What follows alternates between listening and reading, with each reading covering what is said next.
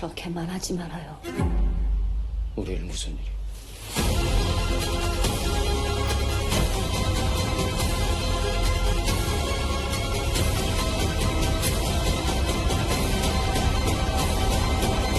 내가 그렇게 만만합니까? So we're almost halfway through 2022, and it's been an embarrassment of riches. All the more embarrassing for me because I haven't been to the movie theaters 2 years, I think. So at the top of the list, it would have to be Everything, Everywhere, All at Once, and The Northman, which does begin streaming this Friday, Friday the 13th. And how appropriate. I am certain that I'm going to love Everything, Everywhere, All at Once. The Northman, based on what I've read, it seems like that one could go either way. It's kind of like one of those situations where they're saying it's too bloody, other people are saying it's not bloody enough. It's like when people say, well, is the movie feminist or is it sexist? Like, it could only be one or the other. And I have to say, and it's a silly thing to think about this way, but I've been more even excited for The Northman just because it's a situation where a horror director is making a transition, even if it's a temporary one, into action.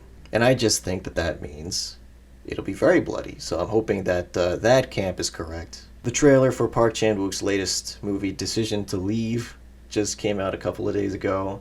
Of course, gotta say that's a very awkward title. I think finally the curse of the Korean localization, which always comes up with just the most awkward titles.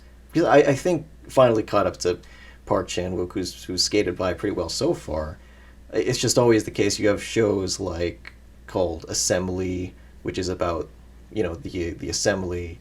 Even My Name, which is it's just a little, it's just like, it's always just a little bit awkward. Like, it's not bad, it's just a little bit awkward. And then Decision to Leave, I thought, why don't we probably just go with something closer to the original, literal translation. Unfortunately, I think the literal translation is something like The Decision to Break Up. Like that would have been the title if not for Decision to Leave. For example, The Handmaiden, I think that one, the original title is something more like The Lady, in reference to Lady Hideko. So it's kind of a funny switch where in the US and other, I guess, English-speaking territories, it's The Handmaiden in reference to Hido. So because that trailer had just come out, I went back and watched The Handmaiden, which I've been meaning to do ever since like the first episode of 2521.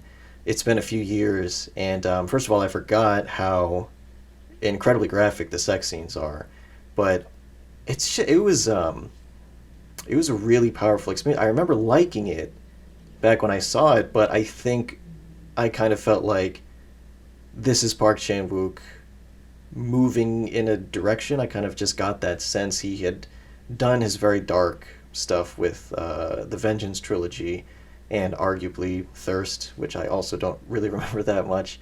And then he had his kind of experimental phase. And then The Handmaiden felt maybe kind of like a return to, at the very least, a tradition. It was very much, felt like a part of ongoing culture or something like that. It was a British novel, so as an adaptation, it felt classical in a lot of senses. It wasn't wild and crazy and gory, but of course there is some of that still in there. I think obviously at the very end, there's a scene of torture.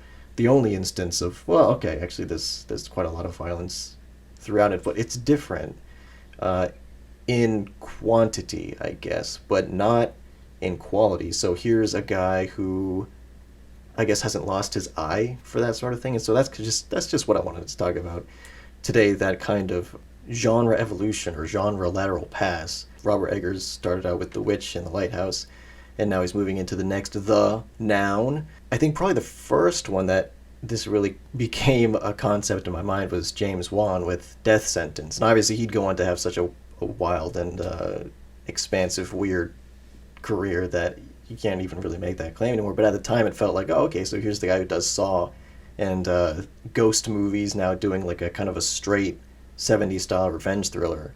Probably the crown jewel, of course, is Timo Chianto moving from movies like Macabre to The Night Comes For Us, where it just seems like he's sort of applying just the crazy blood and gore of horror movies to an action movie. And obviously The Night Comes For Us is just the bloodiest, goriest action movie I've seen. I love it so much. So with Park Chan-wook, it's a little bit different because he never really worked in genre.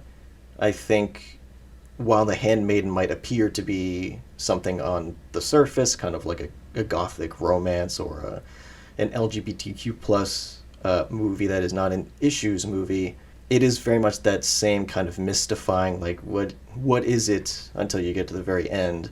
Not as confusing certainly as Lady Vengeance, which I found. I've seen that movie like a dozen times and I just don't get it. But the last time I watched it, I had such a powerful reaction to it.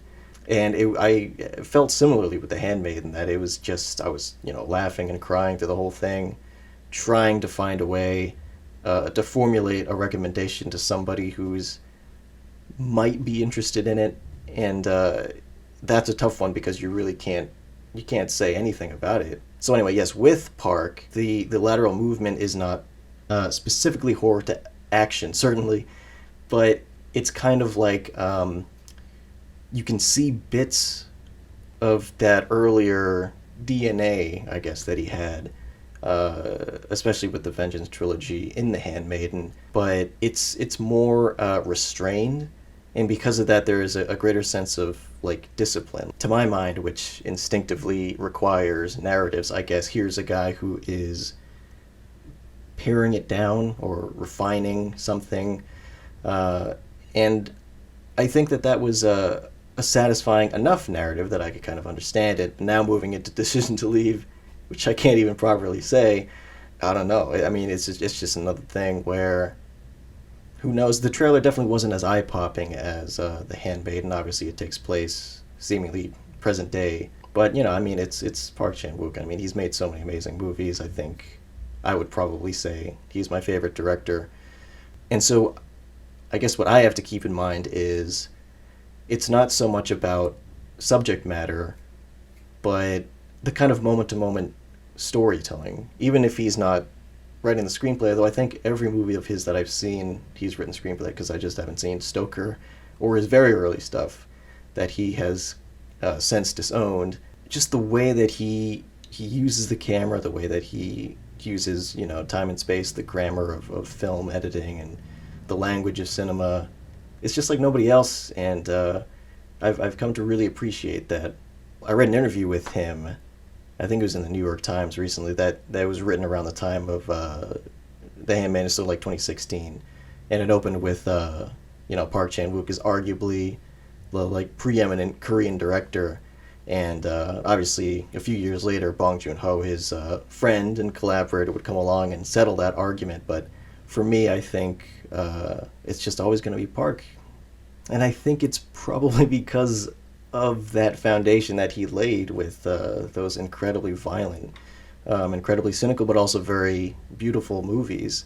And so I guess the final narrative then is that those movies in the beginnings of his career, with these movies that I think contemporary critics thought were kind of exploitative in the vein of Takashi Miike, the whole extreme Asian cinema thing, I think that those movies will always be with him, because you can see them in The Handmaiden. They've just taken on a new, perhaps more sophisticated shape. 내가 그렇게 나쁩니까?